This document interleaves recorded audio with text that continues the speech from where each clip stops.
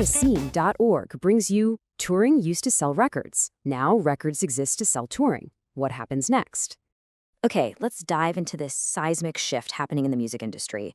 We're going to look at why the old way of doing things is completely broken and how that thing that was supposed to save artists, touring, actually became a trap. But then we'll get to the good stuff. The new playbook for how you can build your own sustainable career, create an ecosystem you control, and really take the business back. So first things first, the old deal is dead. Let's really get into how the fundamental bargain at the heart of the music business has been completely flipped on its head. You know, for decades, it was super simple, right? The record was the thing you sold. That was the product. Touring was just the commercial to get people to buy the album. But whoa, has that changed. Now, the music itself is basically the free promotion, and the tour is supposed to be where you make all your money. And that right there is where a whole new set of problems begins.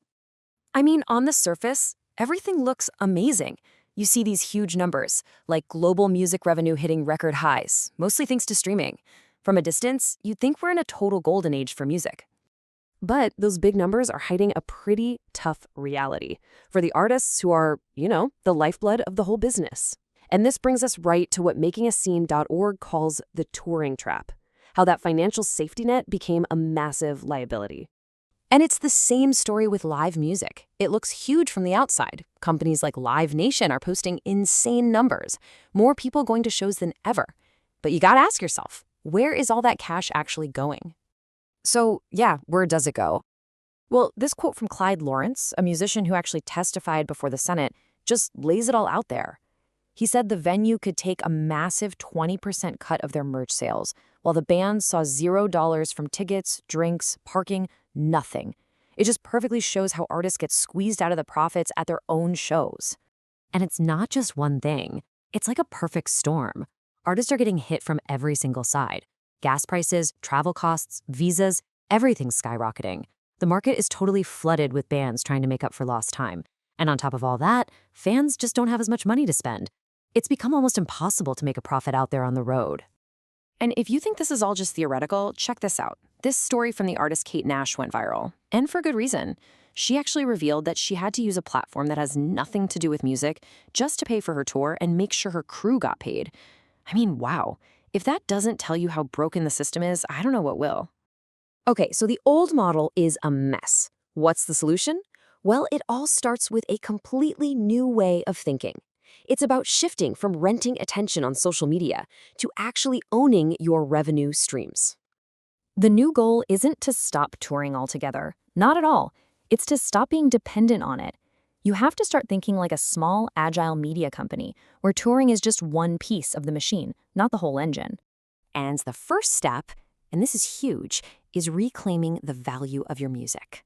We have to make recorded music a real, tangible product again, not just some freebie we toss into the streaming machine to get a few likes. And there are so many cool ways you can do this. You can create all these layers of value for your biggest fans. We're talking deluxe versions, signed files, exclusive videos. It's all about giving the people who truly love what you do more ways to connect with you and support you directly.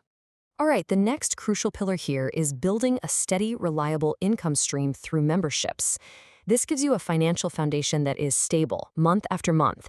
It's not dependent on how many tickets or t-shirts you sold on a Tuesday night in some random city.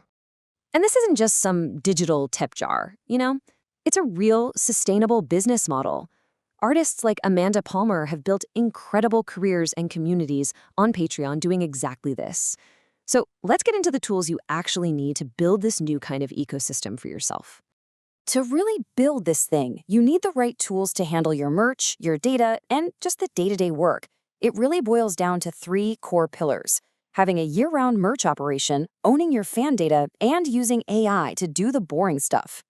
Okay, first up, merch. It has got to be more than just a t-shirt on a folding table. It needs to be a real 365-day-a-year retail business.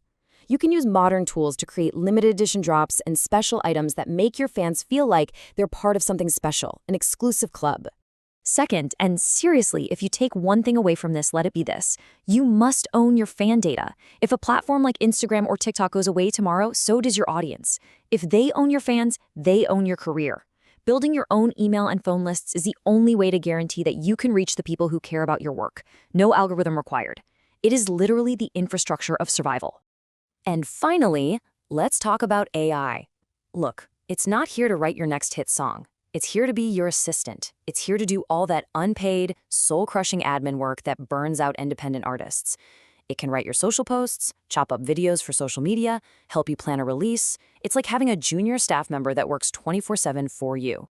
So, what happens when you put all these pieces together? When you combine this new mindset with these new tools, what does it actually mean for playing live music? Well, it means we get to completely redefine what a tour is even for. This whole new model forces us to ask a really, really important question.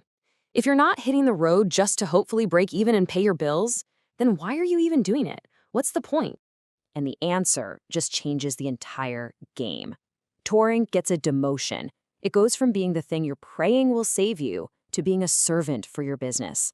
It becomes a strategic choice you make to connect with your fans in person and to strengthen the money-making machine you've already built. And that's really the big takeaway here. The power is finally shifting back to the artists who are willing to build something for themselves. And makingascene.org just nails it with this final quote. The next middle class in music will be built by people who stop asking the platforms to save them and start building artist-owned ecosystems. That is not a trend piece. That is the assignment. This isn't just a cool idea. For artists who want a real lasting career, it's the new reality.